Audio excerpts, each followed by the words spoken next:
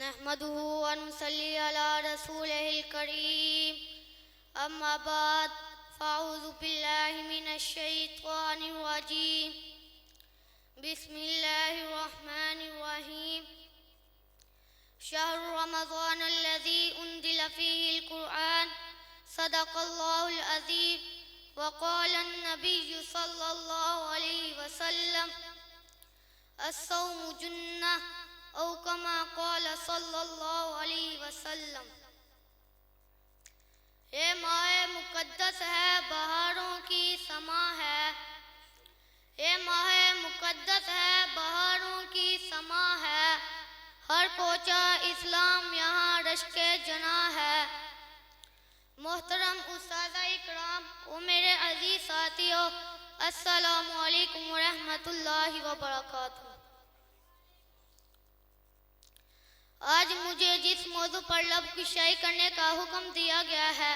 وہ ہے فضائل ماہ رمضان۔ سامعین اگرامی، یوں تو اس کائنات میں ہر شے کے مقابل موجود ہیں، لیکن ان میں سے بعض چیزوں کو دوسری چیزوں کے مقابلے میں گراں قدر فضیلت، فضیلت اور اہمیت حاصل ہے۔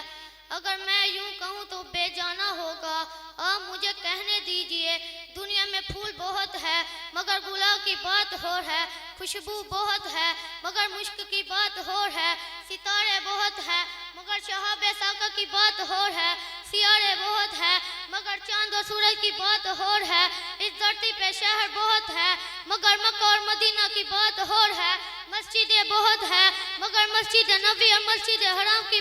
بات اور ہے، پانی بہت ہے مگر آب زمزم کی بات اور ہے، کتابیں بہت ہے مگر قرآن عظیم کی بات اور ہے، ایام بہت ہے مگر یوم عرفہ کی بات اور ہے، راتیں بہت ہے مگر لیلۃ القدر کی بات اور ہے، فرشتے بہت ہے مگر جبرائیل امین کی بات ہی اور ہے،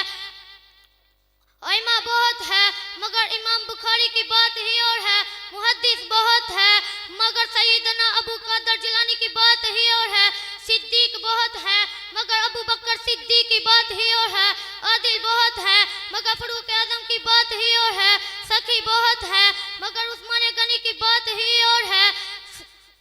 عثمان غنی کی بات ہی اور ہے، انبیاء رسول بہت ہے مگر سیدہ انبیاء کی بات ہی اور ہے، بہادر بہت ہے مگر علی مرتضیٰ کی بات ہی اور ہے، مہینے بہت ہے مگر ماہ رمضان کی بات ہی اور ہے، وما علینا الا البلاغ المبین۔